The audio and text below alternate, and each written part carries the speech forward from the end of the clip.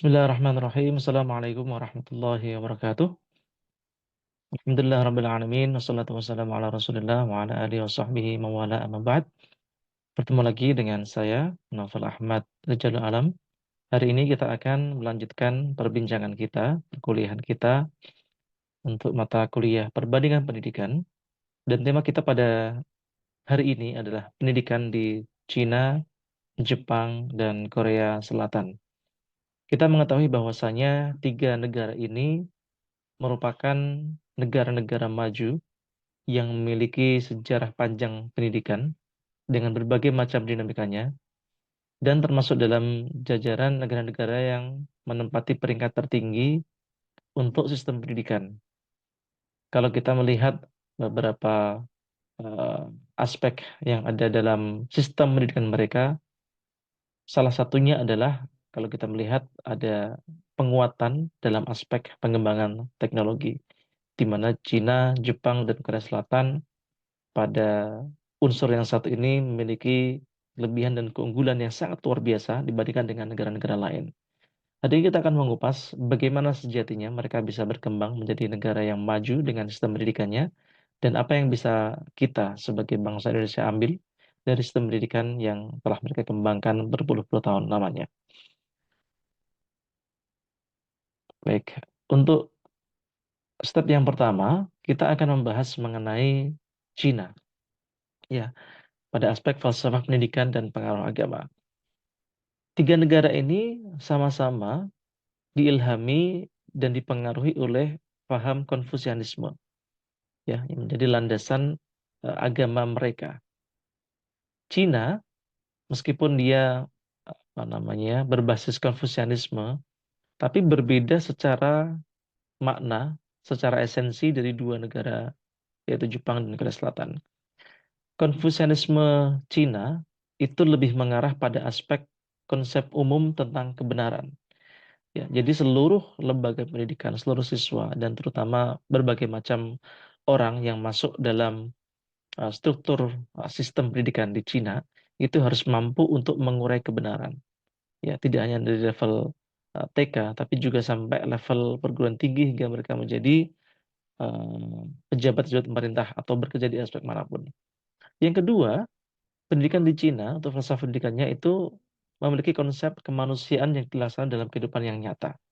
Ya, kita ketahui bahwasanya bagaimana moral mental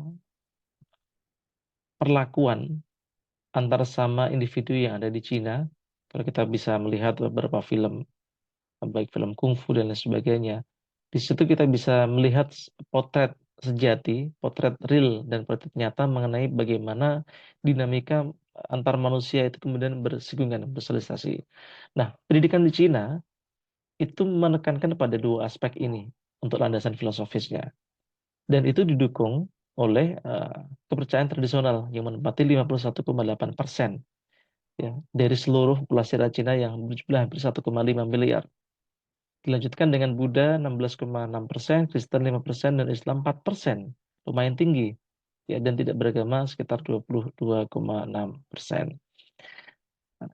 Falsafah pendidikan di Jepang itu berbeda dengan Cina berbeda dengan yang di Jepang. Nah, di Jepang itu Konfusianisme terletak pada aspek penanaman karakter dan nilai luhur yang bersifat kekal, yang itu mengilhami dinamika sistem pendidikan yang ada di negara mereka. Kalau kita mengetahui bagaimana karakter orang-orang Jepang, kita akan semakin paham kenapa kemudian tolak ukur dari landasan pendidikan di Jepang itu adalah karakter. Karena dari penanaman karakter dari sejak dinilah kemudian Jepang bisa menjadi negara yang sangat luar biasa dalam aspek apapun, terutama dalam aspek bagaimana mereka kemudian lebih menonjol dari aspek kebaikan yang ada dalam diri mereka. Sebagai contoh misalnya kemarin kita melihat berbagai macam pertandingan sepak bola yang ada di Piala Dunia, entah di Piala Asia dan sebagainya. Kita bisa melihat dengan nyata para supporter Jepang itu ketika selesai pertandingan langsung mengumpulkan eh, sampah-sampah yang ada di sekitar mereka secara langsung. Jadi itu menunjukkan bahwasanya memang karakter kebaikan itu sudah tertanam dari diri mereka. Dan itu terilhami oleh kepercayaan Shinto atau agama Shinto dan Buddha yang menempati 50% dan 40%. Ya. Dua negara di atas sama dengan Korea Selatan untuk negara ketiga, sama berfaham Konfusianisme, tetapi aspeknya adalah hidup yang bermanfaat bagi semua makhluk. Yang kedua adalah nilai kesabaran dan ketekunan.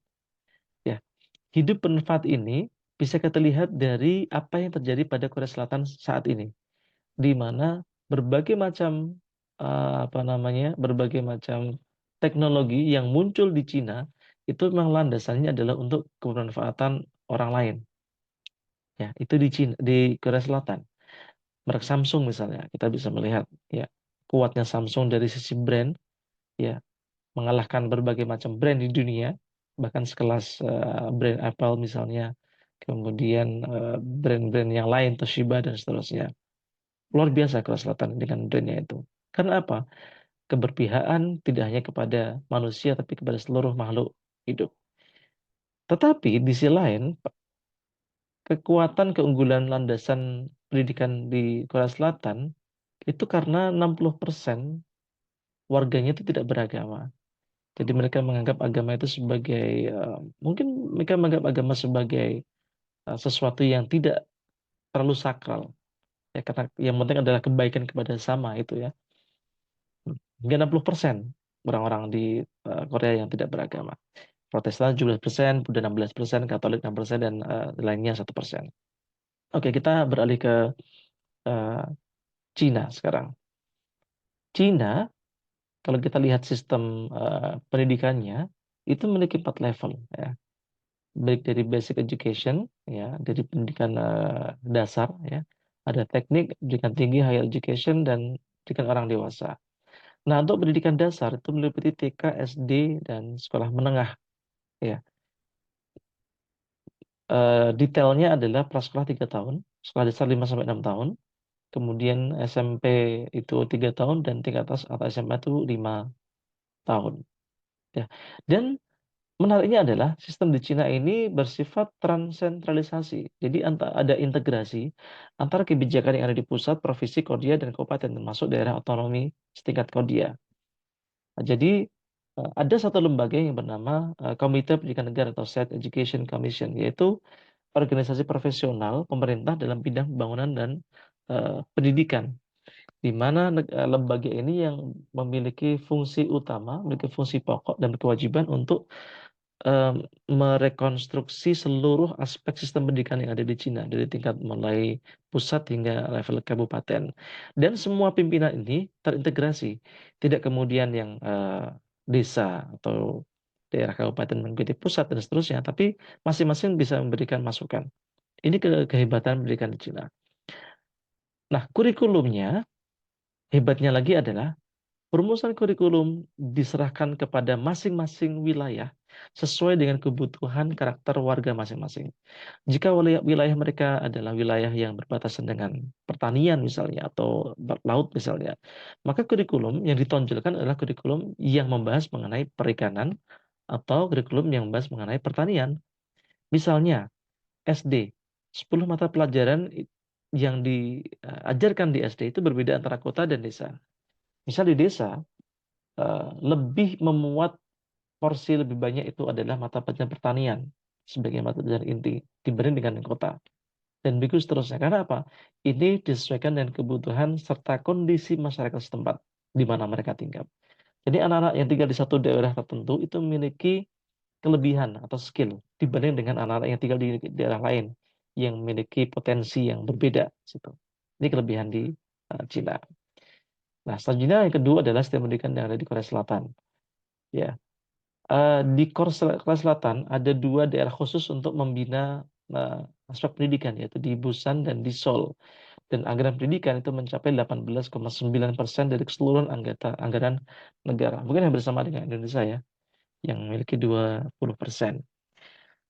Nah, tetapi yang membedakan adalah di sistem kejuruan. Jadi di anak-anak di SMA itu mereka sudah bisa mengambil pendidikan yang sesuai dengan potensi mereka. Sehingga nantinya ketika mereka selesai ke SMA, mereka memiliki dua jenjang pilihan. Yang satu ke akademis kalau mereka ingin melanjutkan perguruan tinggi, atau yang kedua mereka langsung bekerja, ya, langsung bekerja. Nah, sistem ini itu dimulai digalakkan di tahun 1970, di mana pemerintah Korea Selatan sangat mengagungkan dan menekankan pada aspek teknik dan teknologi di kelas. Maka tidak heran saat ini Korea Selatan merupakan salah satu negara dengan penguasaan teknologi yang sangat luar biasa di seluruh dunia. Brand mereka itu sangat hebat sekali, ya. Brand mereka sangat hebat. Lebih menariknya adalah bahwasannya di sekolah tingkat menengah tidak ada tes masuk, ya, karena ada equal accessibility atau apa namanya, akses yang setara. Nah, di Jepang lebih pada aspek apa namanya ya, pemanfaatan waktu, ya. Di Jepang itu 850 jam pelajaran per tahun untuk anak SD dan 1015 per tahun untuk jumlah jam pelajaran yang di SMP dan SMA. Waktu yang sangat panjang sekali untuk mereka, ya. Dan digolongkan menjadi dua. Yang pertama adalah golongan dasar dan sekolah menengah pertama yang masuk pada compulsory education, dan sekolah menengah atas yang digolongkan sebagai educational board, ya. Nah, pada level ini apa namanya, aspek manajerial pendidikan itu ada pada tanggung jawab Kementerian Pendidikan, Ilmu Pengetahuan dan Kebudayaan yang dibantu oleh apa namanya, fungsi yang ada di masing-masing kota dan lembaga-lembaga pendidikan yang menjadi penanggung jawab dan menjembatani antara pusat dengan daerah. Nah, kurikulum pendidikan di Jepang itu memiliki syarat minimal 5% tidak masuk atau absen. Jadi bagi mahasiswa, bagi siswa yang dalam kurun satu semester atau satu tahun ajaran lebih 5% tidak masuk, tidak mengikuti pembelajaran di kelas, maka dia dinyatakan tidak lulus atau harus mengulang di level yang sama. Nah, keunggulan sistemnya adalah karena mereka berbasis morality, ya. Jadi tidak ada yang namanya office boy di sana. Semua dilaksanakan oleh siswa sendiri. Kebersihan, pengerjaan perbaikan tanaman, kebersihan lingkungan sekolah, semua dilakukan oleh siswa Jepang. Dan kampus sekolah itu dimulai tahun ajaran barunya pada musim semi saat mekarnya bunga sakura. Tentu ada landasan filosofis sendiri kenapa dipilih musim semi. Dan tingkat kehadiran siswa seperti yang saya sampaikan sebelumnya itu 99%. Ya, jadi sangat tinggi sekali. Maka karena mereka sangat sering masuk dan tidak jarang atau bahkan tidak ada yang bolos, maka semua siswa itu naik kelas. Ya. Dan yang menarik adalah tidak ada kesenjangan antara sosial antara siswa kaya dan miskin, dan guru menciptakan kenyamanan bagi para siswa untuk makan bersama pada jam istirahat. Meski demikian, tiga negara ini juga memiliki kekurangan, ya, dan problem. Misal di Cina, buta aksara Cina itu tinggi sekali, ya, bahkan separuh tingkat usia baya menengah ke atas, separuh baya ke atas itu mereka buta aksara. Yang kedua adalah tekanan akademik tinggi, banyak siswa yang depresi, terutama siswa sekolah menengah dan atas. Dan meski tidak ada PR, tapi siswa dituntut untuk melakukan inovasi pendidikan sebagai syarat kelulusan. Itu di Cina, ya. Sehingga kemudian depresi ini menjadi salah satu eh, problem yang sekarang sedang coba untuk diurai kembali oleh pemerintah Cina. Di Korea Selatan hampir sama.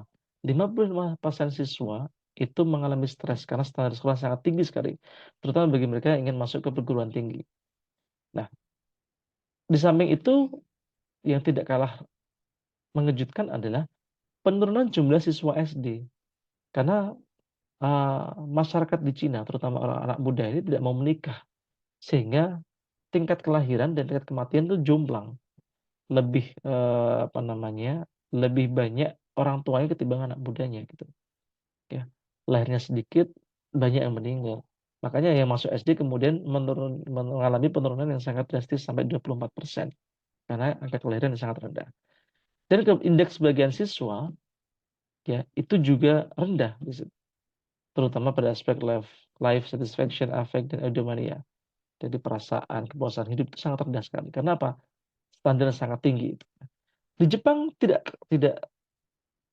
berbeda dengan kedua negara tersebut, ya.